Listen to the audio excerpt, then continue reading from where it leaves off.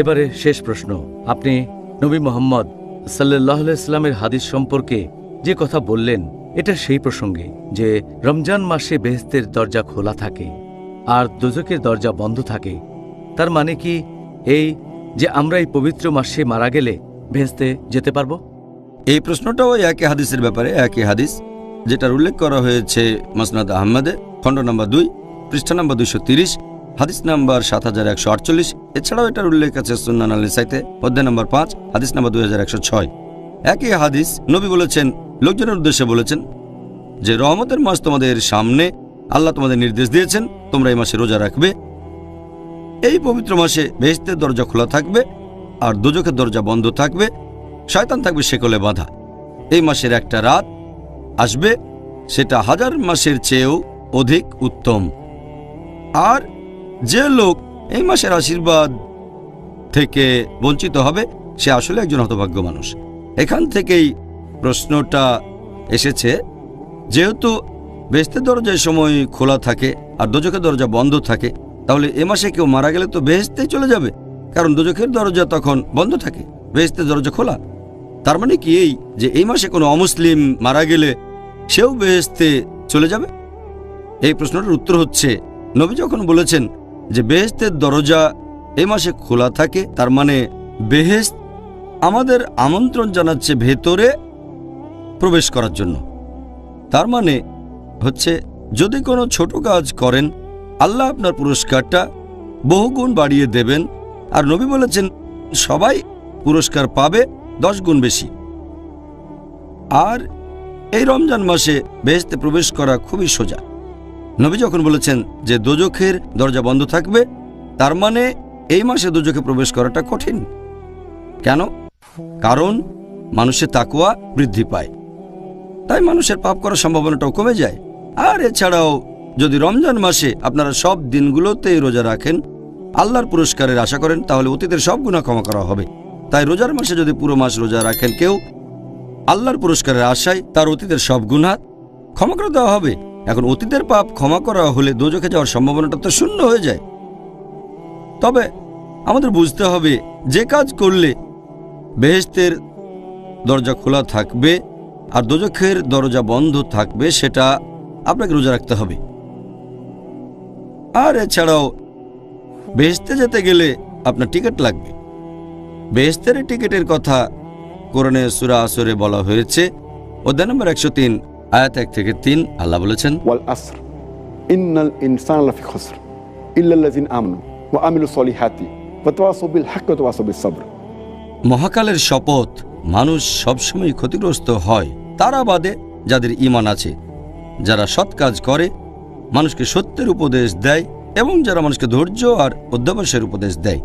এই সূরাটা ইমাম শাফির কথা অনুযায়ী তিনি বলেছেন যে শুধুমাত্র এই একটা সূরা নাজিল হলেও সেটা মানুষ জাতির পরিত্রাণের জন্য যথেষ্ট ছিল, এতটা গুরুত্বপূর্ণ। এটাকে বলা হয় রাহে নাজাত, পরিত্রাণ পাওয়ার পথ। কোনো মানুষ জান্নাতে প্রবেশ করতে চাইলে 4টা শর্ত আছে। 1 নম্বর ঈমান, 2 নম্বর হচ্ছে সৎ কাজ করা, তৃতীয় হলো মানুষকে সত্যের উপদেশ দেয়া, আর চতুর্থ মানুষকে ধৈর্য আর অধ্যবসায়ের উপদেশ দেয়া। তাহলে আমরা বুঝতে পারছি যে বেহেশতের দরজা খোলা, কিন্তু দরজা খোলা থাকলেই বেহেশতে যেতে পারবেন না, টিকিট লাগবে। আর টিকিটটা হচ্ছে ঈমান, টিকিট হচ্ছে সৎ কাজ করা, মানুষকে সত্যের উপদেশ দেয়া, ধৈর্য আর অধ্যবসায়ের উপদেশ দেয়া। রোজার মাসে এই টিকিটটা পাওয়া খুবই সোজা, কারণ রমজান মাসে আমাদের ঈমান বেড়ে যায়। এছাড়াও ভালো কাজ করলে পুরস্কার কয়েক গুণ বেড়ে যাচ্ছে। কাজটা সহজ, মানুষকে সত্যের উপদেশ দেবেন, আপনার ধৈর্যের সীমা বাড়বে। তাহলে হাদিসটা বলছে যে রোজার মাসে এটা সহজ, যে ইনশাল্লাহ আপনি বেহেশতে যাবেন, দোজখে যাবেন না। তার মানে এই না যে এই মাসে মারা গেলে প্রত্যেকে বেহেশতে যাবে। এখন যারা অবিশ্বাসী, তাদের তো ঈমান নেই, তারা বেহেশতে যাবে এমন প্রশ্নই আসে না। যদি কেউ বেহেশতে যেতে চায় তার টিকিট লাগবে, আর এই টিকিটের কথা আছে সূরা আসর। এছাড়াও আপনারা যদি হাদিস পড়েন তাহলে দেখবেন যে যদি তোমরা এই মাসে রোজা রাখো, তার মানে নিয়ম কানুন মেনে চলতে হবে আর নিষিদ্ধ কাজগুলো থেকে বিরত থাকতে হবে, শুধুমাত্র তাহলে বেহেশতের দরজা খোলা থাকবে আর দোজখের দরজা বন্ধ থাকবে। এই হাদিসে এরপর আরো আছে, এই মাসে রয়েছে একটা রাত যেটা 1000 মাসের চেয়েও অধিক বেশি উত্তম। তার মানে যদি আল্লাহ সুবহানাহু ওয়া তাআলার ইবাদত করেন শুধুমাত্র এই রাতে, সেটা 1000 মাসের চেয়েও উত্তম হবে। সেটা তো 80 বছরের চেয়েও বেশি। চিন্তা করেন, এই একটা রাতে আপনি যে পরিমাণ সওয়াব পেতে পারেন সেটা তো অনেক বেশি। মানুষের গড়ায়ও এখন প্রায় 60 বছর। একটা লাইলাতুল কদর 1000 মাসের চেয়েও উত্তম, সেটা 80 বছরের চেয়েও বেশি। মানুষের গড়ায়ু এর চেয়ে অনেক কম, তাই বেহেশতে যাওয়ার সম্ভাবনাটা বেশি থাকে। এই হাদিসে আরও আছে, যে ব্যক্তি এই মাসের রহমত থেকে বঞ্চিত হবে সে আসলে একজন হতভাগ্য ব্যক্তি। তার মানে প্রত্যেক মানুষই বেহেশতে যাবে না, সব মানুষের জন্য বেহেশতের দরজা খোলা থাকবে না। এটা হচ্ছে শেষ অংশ, খুবই গুরুত্বপূর্ণ। অর্থাৎ যে ব্যক্তি এই পবিত্র মাসের আশীর্বাদ থেকে বঞ্চিত হবে সে আসলে একজন হতভাগ্য মানুষ। এটা তো মুসলিমদেরই বলা হচ্ছে। যদি কোনো মুসলিম রমজানের উপকারিতা না নিতে পারে আর এভাবে যদি বেহেশত মিস করে তাহলে সে আসলেই খুবই হতভাগ্য মানুষ। এর মধ্যে অমুসলিমরাও পড়বে, তারা আল্লাহর হেদায়েত পায়নি, সেজন্য তারা আসলেই হতভাগ্য। তাহলে ডক্টর জাকির, জাযাকাল্লাহ খায়ের, এই সুন্দর উত্তরের জন্য আপনাকে অনেক ধন্যবাদ। বিশেষ করে বলবো, আপনি শেষ 2টা প্রশ্নের উত্তর খুব সুন্দরভাবে দিয়েছেন। মাশাআল্লাহ, আলহামদুলিল্লাহ। ভাই ও বোনেরা, আশা করি আপনারা সবাই আজকের অনুষ্ঠান দেখে আমার মতো উপকৃত হয়েছেন। আগামীকাল আমাদের আলোচনার টপিক হবে রমজানের প্রারম্ভিক কথা, ইনশাআল্লাহ। আসসালামু আলাইকুম। আগামীকাল এই সময় আবার দেখা হবে। ডক্টর জাকির, পরের প্রশ্ন, এটা খুব কমন প্রশ্ন, আর আমি নিজেও এই প্রশ্নের উত্তরটা জানতে চাই যে যদি শয়তানরা সবাই রমজান মাসে শেকলে বাধা থাকে, তাহলে মানুষ কিভাবে এই সময়েও বিভিন্ন পাপ কাজ করে? আমিও একমত যে এটা একটা কমন প্রশ্ন। আমার মনে আছে অনেক বছর আগে যখন স্কুলে পড়তাম, হাদিসটা তখন শুনেছিলাম যে রমজান মাসে শয়তান শেকলে বাঁধা। তখনই আমার মাথায় এই প্রশ্নটা একবারে সঙ্গে সঙ্গে এসেছিল। আর প্রশ্নটা অনেক মুসলিমের মাথাতেই আসবে। অনেক অমুসলিমও ভাববে যে যদি শয়তান শেকলে বাঁধা থাকে তাহলে কিভাবে মানুষ রমজান মাসে গুনার কাজ করে। এটা আমাদের নবী সাল্লাল্লাহু আলাইহি সাল্লামের একটা হাদিস। আমি আগেও বলেছি, সহিহ হাদিস আছে মুসনাদ আহমদে, খণ্ড নম্বর 2, পৃষ্ঠা নম্বর 230, হাদিস নাম্বার 7148। এছাড়াও এই হাদিসটা আছে সুনান আন-নাসাইতে, অধ্যায় নম্বর 5, হাদিস নাম্বার 2106। এখানে আমাদের নবীজি বলেছেন যে তোমরা সবাই শোনো, রহমতের মাস রমজান তোমাদের সামনে এসেছে। আল্লাহ তোমাদের নির্দেশ দিয়েছেন তোমরা এই মাসে রোজা রাখো। আর বেহেশতের দরজা এই মাসে খোলা অবস্থায় থাকবে, দোজখের দরজা বন্ধ থাকবে, শয়তান থাকবে শেকলে বাঁধা। এই মাসের একটা রাত 1000টা মাসের চেয়েও উত্তম। আর যে ব্যক্তি এই মাসের রহমত থেকে বঞ্চিত হয় সে আসলে হতভাগ্য মানুষ। এখন এই হাদিসে পরিষ্কার করে বলা হয়েছে যে রমজান মাসে শয়তান শেকলে বাঁধা থাকবে। প্রশ্নটাও বেশ লজিক্যাল। শয়তান যদি শেকলে বাঁধা, তাহলে মানুষ কেনই এমন পাপ কাজ করে থাকে? এখানে একটা কথা বলবো, এটা সবাইকে বুঝতে হবে যে শয়তান যখন শেকলে বাঁধা, তার মানে এই না যে শয়তান শেষ হয়ে গেছে বা মেরে ফেলা হয়েছে। এখনো আছে, তবে শেকলে বাঁধা, মেরে ফেলা হয়নি। তাদের ক্ষমতা এখনো আছে, তবে তীব্রতা অনেক কম। ভালো করে বোঝার জন্য একটা উদাহরণ দিচ্ছি আমি, যে ধরেন একটা সিংহ অথবা বাঘ মুক্ত থাকলে সম্ভাবনা বেশি আপনাকে মেরে ফেলবে, বিপদে পড়তে পারেন। কিন্তু যদি সেই সিংহ অথবা বাঘটাকে শেকলে বাঁধা হয়, আপনি নিরাপদ। ততক্ষণই নিরাপদ থাকবেন যতক্ষণ নিরাপদ দূরত্ব বজায় রাখবেন। বাঘটাকে শেকলে বাঁধার পর আপনি যদি তার খুব কাছে আসেন, তাহলে সম্ভাবনা থাকে যে আপনাকে মেরে ফেলবে।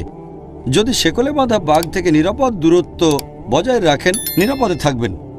একইভাবে রমজান মাসে যদি শয়তান থেকে দূরে থাকেন, নিরাপদে থাকবেন আপনি। পবিত্র কোরআনে দেখবেন আল্লাহ বলেছেন সূরা বাকারা অধ্যায় নম্বর 2 আয়াত নম্বর 168, তোমরা খুতুওয়াতুশ শয়তান সম্পর্কে সাবধান হও, শয়তানের পদাঙ্ক অনুসরণ করো না, নিশ্চয়ই সে তোমাদের জন্য এক প্রকাশ্য শত্রু। আল্লাহ তাআলা পবিত্র কোরআনে অনেক জায়গাতে বলেছেন তোমরা শয়তানের পদচিহ্নের ব্যাপারে সাবধান থাকো। আল্লাহ এই কথা বলেননি যে শয়তান থেকে সাবধান হও, কারণ সাধারণ মুসলিম, গড়পড়তা মুসলিম যাদের মোটামুটি ঈমান আছে, যদি সামনে শয়তানকে দেখে তারা সাবধান হয়ে যাবে। যেমন ধরেন কোনো একজন তরুণী মেয়ে, সে আসলো একটা সাধারণ মুসলিম তরুণ ছেলের কাছে, যার ইমান মোটামুটি। যদি মেয়েটা তাকে বলে যে চলো আমরা একসাথে রাত কাটাই, ছেলেটা বলবে একসাথে রাত কাটাবো একটা মেয়ের সাথে, এটা হারাম, এটা তো জেনা। সে তক্ষুনি প্রত্যাখ্যান করে দেবে। কিন্তু সেই একই মেয়ে যদি পরে সেই ছেলেটাকে ফোন করে তার সাথে কথা বলে, তখন সেই ছেলেটা ভাববে যে ফোনে একটা মেয়ের সাথে কথা বলবো, কোনো সমস্যা নেই, আমি তো শুধু একটা মেয়ের সাথে কথা বলবো। তারপর মেয়েটা বলল চলো কোনো ফাস্টফুডে গিয়ে আমরা খাই, ম্যাকডোনাল্ডসে বা কেন্টাকি ফ্রাইড চিকেনে, ফাস্টফুড দোকানে। আমি বেশ কিছু সময় ধরে একটা মেয়ের সাথে খাওয়া দাওয়া করবো ম্যাকডোনাল্ডসে, সমস্যা নেই। এভাবে ছেলেটা মেয়েটার সাথে খাওয়া দাওয়া করতে চলে যায় ম্যাকডোনাল্ডসে। তারপর মেয়েটা বলল চলো আমরা কোনো রেস্টুরেন্টে গিয়ে ডিনার সেরে ফেলি। রেস্টুরেন্টে বসে একটা মেয়ের সাথে খাওয়া দাওয়া করবো মাত্র কয়েক ঘন্টার জন্য, কোনো সমস্যা নেই। তারপর মেয়েটা বলল চলো আমরা একসাথে রাত কাটাই। তখন ছেলেটা বলবে একটা মেয়ের সাথে রাত কাটাবো, কোনো সমস্যা নেই। এটাই হলো খুতওয়াতুশ শয়তান, শয়তানের পায়ের চিহ্ন। এ কথাটা কোরআনে বলা নেই, উদাহরণটা আমার নিজের বানানো। তাহলে আল্লাহ তাআলা আমাদের নির্দেশ দিয়েছেন খুতওয়াতুশ শয়তানের ব্যাপারে সাবধান থাকো। শয়তানের পায়ের চিহ্ন, যদি শয়তান সরাসরি সামনে আসে, কোনো সাধারণ মুসলিমের সামনে যার ঈমান আছে, সে সাবধান হয়ে যাবে, সেখান থেকে পালিয়ে যাবে। কিন্তু খুতওয়াতুশ শয়তান এটা হচ্ছে খুবই বিপজ্জনক। তাই আমরা বুঝতে পারছি শয়তান যখন শেকলে বাঁধা, তার পদচারণা তখন সীমিত জায়গায়, তাই অনেক পাপেরই সম্ভাবনা তখন কম। তবে যদি আমরা তার কাছে চলে যাই, তাহলে সম্ভাবনা আছে তার দ্বারা প্রভাবিত হয়ে আমরা পাপ কাজ করে বসব, গুনাহ করব। তাই আমাদের সাবধান থাকতে হবে যে রমজান মাসে যদি দূরত্ব বজায় রাখি, তাহলে পাপ কাজ করার সম্ভাবনা কম। কিন্তু যদি শয়তানের কাছে চলে যায়, সে যদিও শেকলে বাঁধা, যেমন শেকলে বাঁধা অবস্থাতেও বাঘ চলাফেরা করতে পারে, শয়তানও ঠিক সেরকম। আমি ব্যাপারটা এইভাবেই দেখি।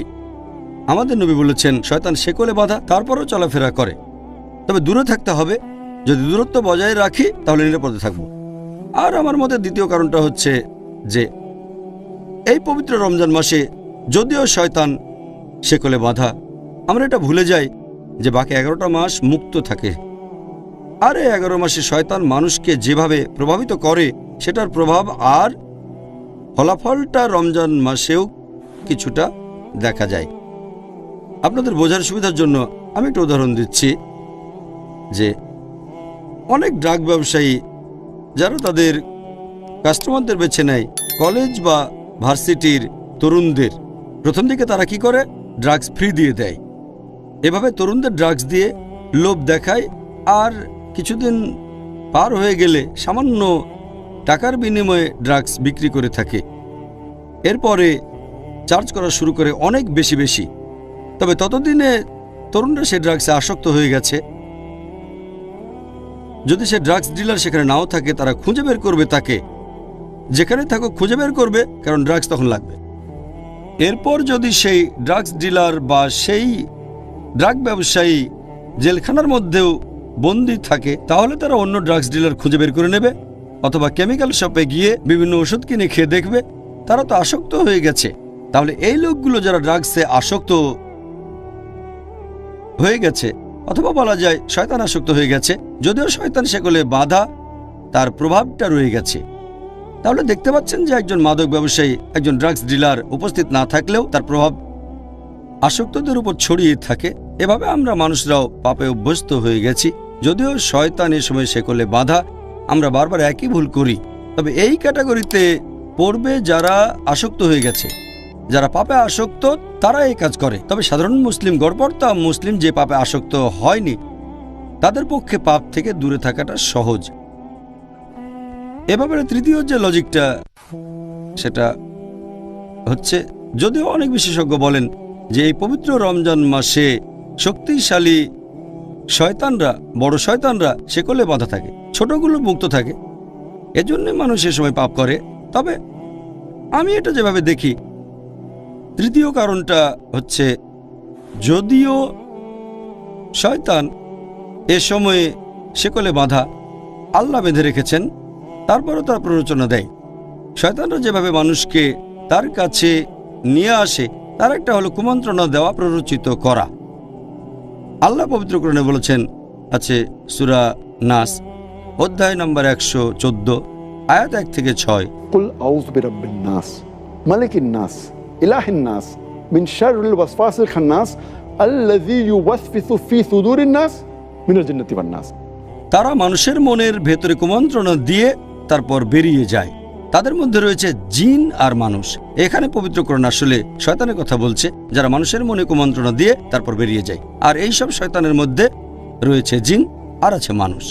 তাহলে হয়তো আল্লাহ সুবহানাহু ওয়া তাআলা সেগুলো আটকে রেখেছেন সেই শয়তানদের যারা জিন, কিন্তু মানুষরা তো থাকে মুক্ত অবস্থায়।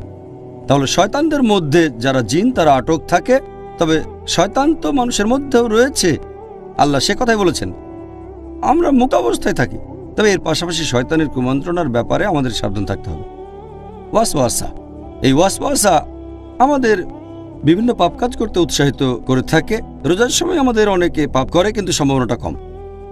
আর এছাড়াও এই হাদিসে পরিষ্কার করে বলা হয়েছে যে আল্লাহ তোমাদের নির্দেশ দিয়েছেন তোমরা রোজা রাখবে, আর শুধু রোজা রাখলেই আমার মত অনুযায়ী শয়তানেরা শেকলে বাঁধা থাকবে। আমি সেই শয়তানের কথা বলছি যারা কুমন্ত্রণা দেয়। তাহলে নবী বলেছেন তোমরা রোজা রাখো, আল্লাহ তোমাদের নির্দেশ দিয়েছেন। শয়তান এ সময় শেকলে বাঁধা থাকবে। তাহলে শয়তান যে কুমন্ত্রণা দেবে আপনি রোজা রাখলে তারা সেটা করতে পারবে না। শয়তানের কাছ থেকে দূরে থাকতে হলে আমরা রোজা রাখব। যদি নিয়ত করে রোজা রাখেন আল্লাহর কাছ থেকে পুরস্কারের আশায়, তাহলে এই শয়তান প্ররোচিত করতে পারবে না। আর এটা লজিক দিয়েও প্রমাণ করা যায়। যদি চেক করে দেখেন যে এই সময়ে মুসলিম দেশগুলোতে অপরাধের হার কেমন, দেখবেন রমজানে কম। তবে অমুসলিম দেশগুলোতে অপরাধের হারটা একই রকম থাকে। এর কারণ হলো যেহেতু তারা রোজা রাখে না অমুসলিমরা, তাই শয়তান তাদের প্রভাবিত করতে পারে। যেহেতু মুসলিমরা রোজা রাখে, অবশ্য সবাই না, তবে বেশিরভাগই রোজা রাখে, অথবা বলা যায় অনেকেই রাখে। আর এই কারণেই রমজান মাসে মুসলিম দেশগুলোতে অপরাধের হার কম থাকে অন্যান্য অমুসলিম দেশগুলোর তুলনায়। আর অমুসলিম দেশগুলোতে অপরাধের হার আগের মতোই থাকে। এতে প্রমাণ হয় যে এমন না হলে অমুসলিমরা অনেক কম পাপ করত। তাহলে শর্তটা হচ্ছে আমরা সবাই রোজা রাখবো সঠিকভাবে আল্লাহ সুবহানাহু ওয়া তাআলার খাতিরে।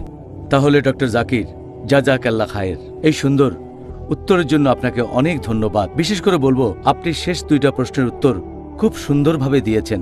মাশাআল্লাহ, আলহামদুলিল্লাহ। ভাই ও বোনেরা, আশা করি আপনারা সবাই আজকের অনুষ্ঠান দেখে আমার মতো উপকৃত হয়েছেন। আগামীকাল আমাদের আলোচনার টপিক হবে রমজানের প্রারম্ভিক কথা, ইনশাআল্লাহ। আসসালামু আলাইকুম। আগামীকাল এই সময় আবার দেখা হবে।